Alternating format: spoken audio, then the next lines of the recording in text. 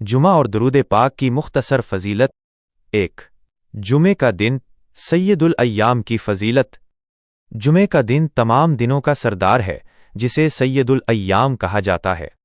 कबूलियत की घड़ी। जुमे के दिन एक ऐसी घड़ी आती है जिसमें मुसलमान बंदा अल्लाह ताली से जो भी खैर की दुआ मांगे, अल्लाह उसे कबूल फरमाता है। सही बुखारी व मुस्लिम।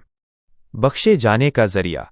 जो शख्स जुमे के दिन गुस्ल करता है, खुशबू लगाता है, अगर मुयस्सर हो मिसवाक करता है और जल्द अज जल्द मस्जिद जाता है, उसके एक जुमे से दूसरे जुमे तक के सगीरा गुनाह मुआफ़ कर दिए जाते हैं। सही बुखारी। बहुत ज़्यादा अजर।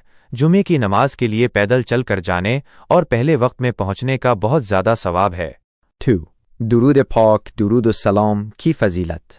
नबी अकरम हज़रत मुहम्मद सल्लल्लाहु अलैहि वसल्लम पर दरूद भेजना सबसे अजीम इबादात में से एक है। रहमत का नुज़ूल।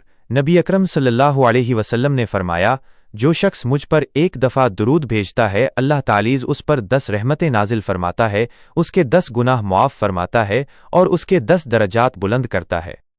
सुनन निसाई। क़ुर्बुल ज़ुही का ज़रिया।